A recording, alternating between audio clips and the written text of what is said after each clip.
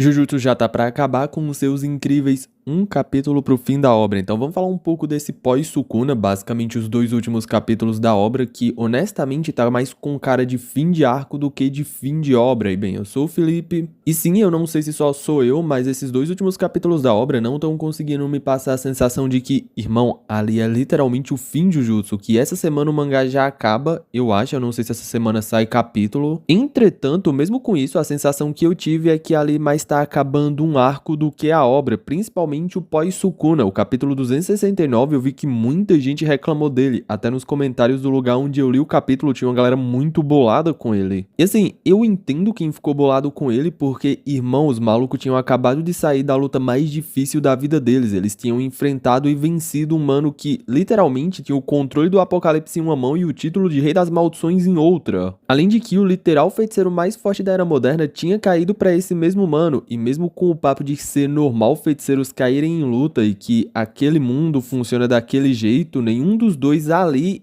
eram normais, eles eram literalmente pilares centrais pro mundo da obra. Então assim, para o mundo Jujutsu como um todo, beleza, eles eram só mais duas engrenagens que hora ou outra vão ser substituídos por dois feiticeiros de nível equivalente ou até mesmo superior, principalmente levando em conta o potencial dessa geração atual. Mas pra galera que compõe aquele mundo, a gente teve os dois malucos mais fortes da obra saindo na mão, basicamente o feiticeiro mais forte da atualidade e o mais forte da história, feiticeiros do passado voltando pra literalmente o ponto atual da obra. A gente teve o evento que foi o jogo do abate e quase um apocalipse, que no caso foi culpa do Kenjaku por causa da fusão da Tengen com a humanidade, que por mais que não tenha rolado, a gente teve quase um apocalipse porque a gente não tinha garantia de que ele não ia rolar. E depois de tudo isso, os malucos estão me discutindo quem foi o MVP da luta. O impacto da luta do Sukuna e principalmente da queda do Gojo era pra ter sido bem mais acentuado nesse capítulo, pelo menos na minha opinião, tá ligado? Era pra ele ter dado bem mais destaque na queda de um e na queda do outro também. Porque assim, se durante a luta eles não tiveram tempo pra pensar na queda do Gojo, que é completamente aceitável porque o foco era o Sukuna, era o literal feiticeiro mais forte da história, era vacilou e todo mundo era extinto, agora a gente podia ver mais um pouco deles em relação a queda pelo menos do Gojo, tá ligado? Não quer dar tanto foco na queda do Sukuna, beleza, mas não dar foco na queda do Gojo foi no mínimo estranho. Mas até mesmo o papo da derrota do Sukuna em relação às estratégias acabou sendo um bagulho que eles meio que só passaram por cima, com o papo de que, a Maki podia ter feito isso, o Higuruma podia ter feito aquilo e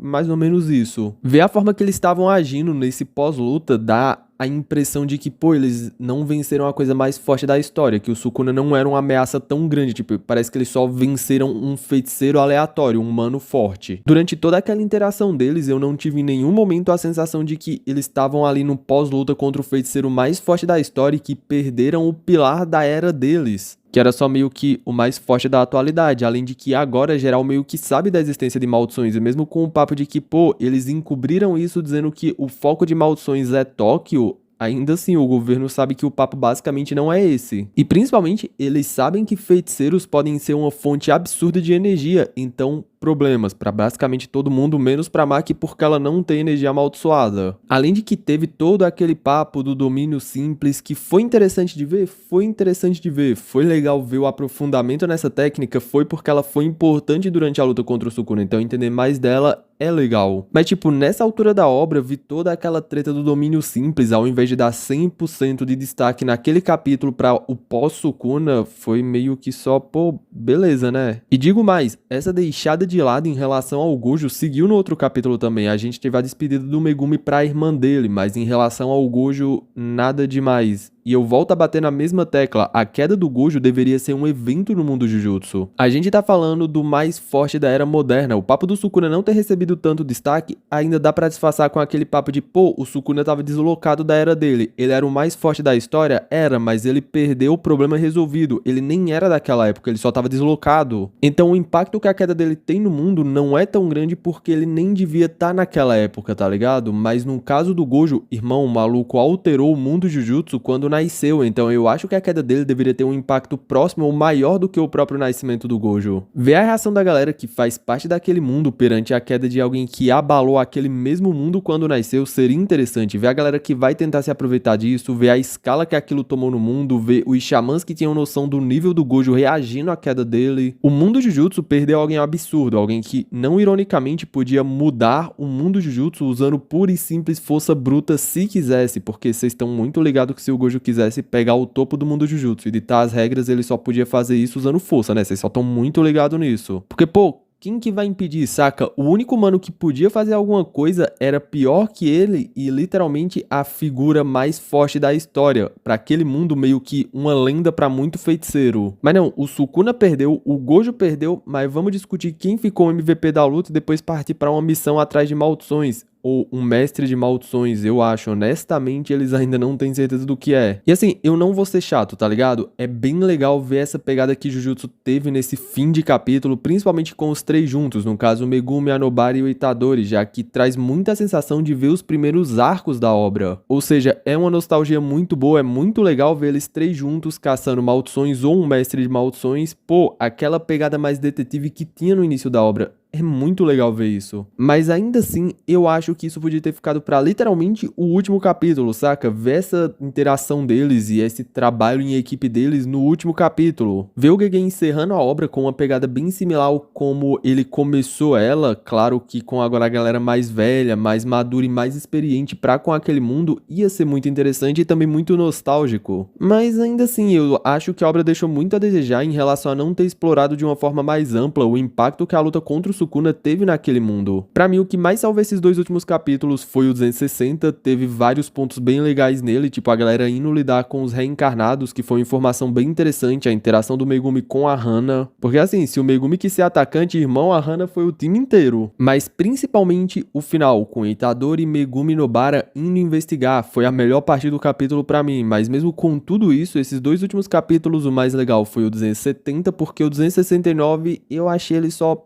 ok, já que eu senti muita falta de uma pegada mais aprofundada no pós-Sukuna, queda do Gojo e tudo mais. Eu achei que, pô, o capítulo bateu nisso, mas bateu de uma forma bem...